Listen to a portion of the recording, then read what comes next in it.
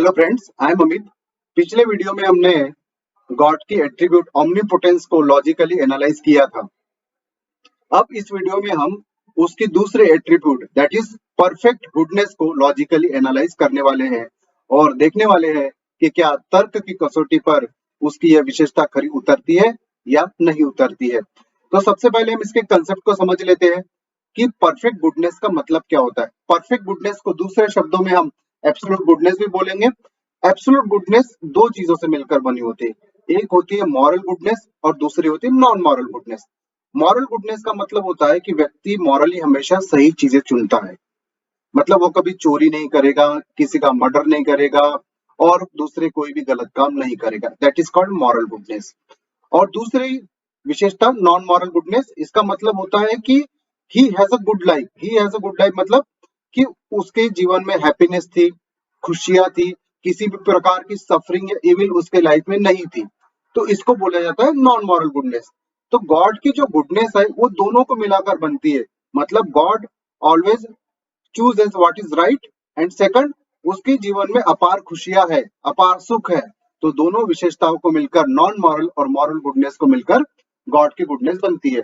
इसको एक एग्जांपल के माध्यम से भी हम समझ सकते हैं। जैसे मैं बोलता हूँ कि he led a good life. He led a good life मतलब होता है कि उसने सही डिसीजन लिए अपनी लाइफ में, हमेशा सही चीजें चुनी। और he had a good life मतलब उसके जीवन में पूरा सुकून ही सुकून था। लेकिन अगर मैं ईश्वर के संबंध में बात करूं तो God both leads a good life and also has a good life. मतलब भगवान ने हमेशा मॉरली सही चीजें भी चुनी और दूसरा उसके जीवन में अपार सुख था। तो मॉरल गुडनेस और नॉन मॉरल गुडनेस दोनों को मिला के गॉड की गुडनेस बनती है और जिसको बोला जाता है परफेक्ट गुडनेस। ये परफेक्ट गुडनेस है, ये गॉड की इसेंशियल एट्रीब्यूट है। जैसे हमने कल भी देखा था कि omnipotence is also an essential attribute of God. ठीक, तो अगर ये इसेंशियल एट्रीब्यूट है तो ये गॉड से अलग नहीं हो सकती है या इसको हम गॉड से अलग नहीं कर सकते हैं। जैसे कि ट्राइंगल से उसके तीनों कोणों का एक 180 अंश होता है, ये सेपरेट नहीं कर सकते। In the same way God से हम उसकी परफेक्ट गुडनेस नहीं छीन सकते हैं। जैसे एक बैचलर है और वो मैरिज कर लेता है तो अब बैचलर नहीं रह जाता, मतलब उसके बैचलर होना उस व्यक्ति का इसेंशियल एट्रीब्यूट नहीं है। ठीक, लेकिन भगवान के संदर्भ में ये बात लागू नहीं होती है। भगवान को हमेशा भगवान बने रहना पड़ेगा। God can not be other than God. भगवान भगवान के अलावा कुछ दूसरा हो ही नहीं सकता। तो ये तो गुडनेस का कंसेप्ट। अब हम समझते हैं कि ये गुडनेस का सिग्निफिकेंस क्या है। अगर भगवान में गुडनेस नहीं होती तो भगवान दानव होता, मतलब a god without goodness is a devil. ठीक, क्योंकि ऑमनीपोटेंट तो ही उसमें सारी विशेषताएं दूसरी है ही। अगर उससे आप काइंडनेस और गुडनेस को निकाल दिया जाए तो क्या बचता है, सिर्फ राक्षसी प्रवृत्ति बचेगी। ठीक, तो गॉड की गुडनेस ही वो ऐसी चीज है जिसकी वजह से वो पूजा का वर्थी बनता है। मतलब to be worthy for the worship God must have perfect goodness.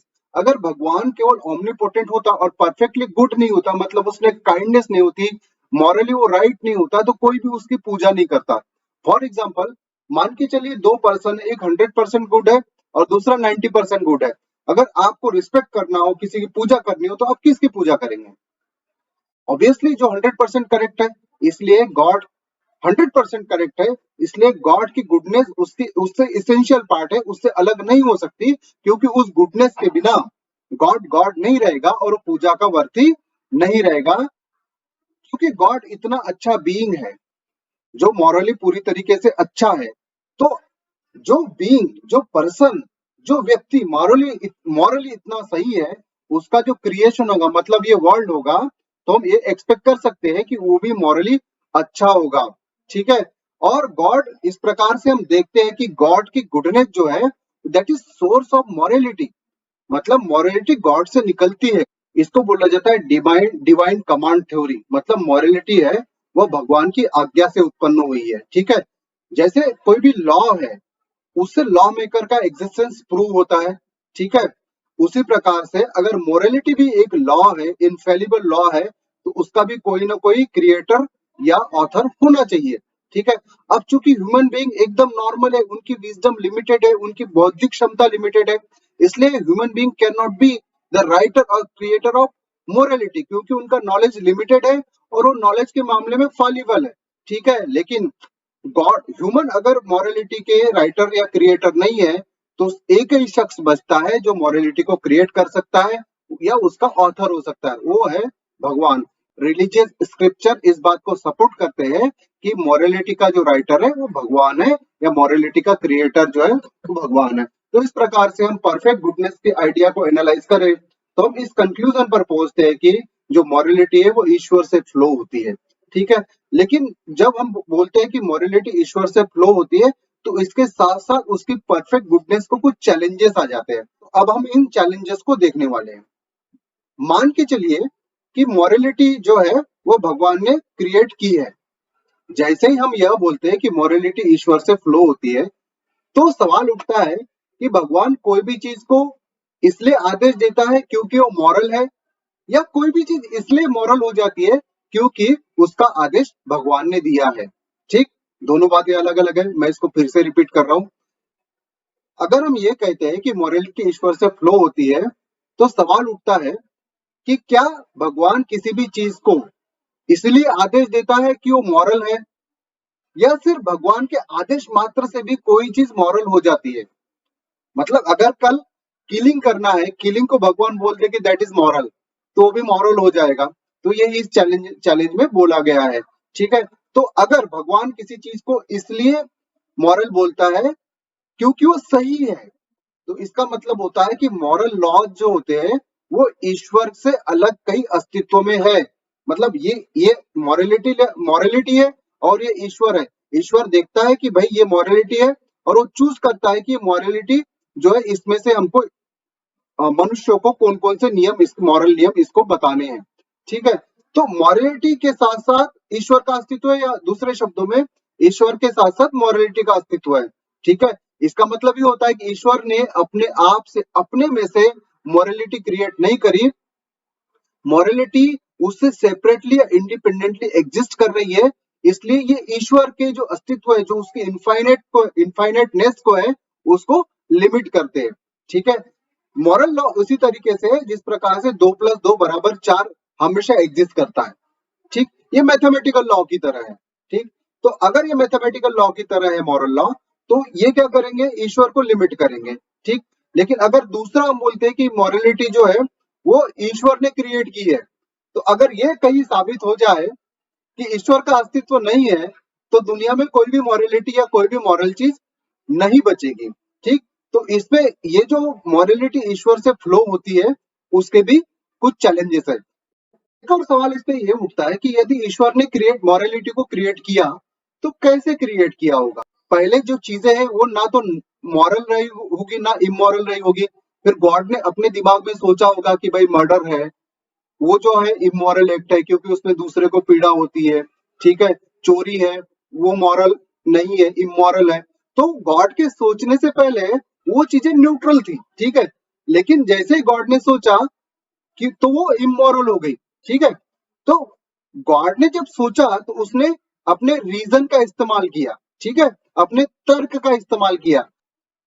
कोई भी चीज इसलिए मॉरल नहीं बनती है क्योंकि उसने भगवान ने कहा है या भगवान ने सोचा है कि वो, बल्कि वो इसलिए मॉरल बनती है क्योंकि भगवान के पास उस चीज को मॉरल बनाने के लिए सॉलिड रीजन है। ठीक है, तो इसका मतलब होता है कि मॉरलिटी उन भगवान पर डिपेंड न होते हुए उस रीजन पर डिपेंड कर रही है। ठीक है, तो इसका मतलब ये होता है कि वो रीजन रिस्पॉन्सिबल है मॉरलिटी को क्रिएट करने के, भगवान रिस्पॉन्सिबल नहीं हुआ, या भगवान उसका क्रिएटर नहीं हुआ मॉरलिटी का। इसलिए जो है भगवान उन रीजन से लिमिटेड हो जाता है। तो ये भी इसका एक और चैलेंज हो जाता है। अब एक और चैलेंज परफेक्ट गुडनेस को आता है, और वो चैलेंजेस है जो आप स्क्रीन पर 3 स्टेटमेंट पढ़ पा रहे हैं। पहला है कि गॉड जो है ऑमनीपोटेंट है, दूसरा है कि गॉड परफेक्टली गुड है, और तीसरा है कि इस दुनिया में इविल एग्जिस्ट करती है। इविल का मतलब होता है दुख, पेन, सफरिंग। ठीक, अब इसमें से 3 स्टेटमेंट है, इन 3 स्टेटमेंट में से कोई भी आप 2 स्टेटमेंट ले लीजिए, तीसरा स्टेटमेंट ऑटोमेटिकली फॉल्स हो जाता है। अगर गॉड ऑमनीपोटेंट है और बहुत अच्छा है, मॉरली सही है, तो तो भाई दुनिया में दुख क्यों एग्जिस्ट कर रहा है, पेन क्यों है, सफरिंग क्यों है, पीड़ा क्यों। दूसरा, यदि भगवान परफेक्टली गुड है, मतलब मॉरली एकदम सही बंदा है, ठीक है, और फिर भी दुनिया में इविल एग्जिस्ट कर रही है, इसका मतलब होता है कि वो अच्छा तो है, वो इविल को हटाना तो चाह रहा है, लेकिन किसी कारणों की वजह से वो उसको हटा नहीं पा रहा है। इसका मतलब होता है कि गॉड एक काम नहीं कर पा रहा है, इसका मतलब होता है कि गॉड ऑमनीपोटेंट नहीं है। ठीक है, अब यदि गॉड ऑमनीपोटेंट है और भगवान बहुत अच्छा है, तो दुनिया में इविल क्यों है, ठीक है, पेन या सफरिंग क्यों है। और पहले और तीसरे को अपन पढ़ के देखते हैं कि गॉड इज ऑमनीपोटेंट, ठीक है, और फिर भी दुनिया में इविल एग्जिस्ट करती है, पेन एग्जिस्ट करता है, सफरिंग एग्जिस्ट करती है। तो इसका मतलब होता है कि गॉड सर्वशक्तिमान है, फिर भी दुनिया में बुराई है, तो गॉड भाई अच्छा नहीं है। ये तीनों स्टेटमेंट अपने आप में एक दूसरे से कॉन्ट्राडिक्टरी स्टेटमेंट प्रतीत हो रहे हैं, क्योंकि इनमें से किन्हीं भी दो स्टेटमेंट को लेने पर तीसरा स्टेटमेंट ऑटोमेटिकली गलत हो जाता है।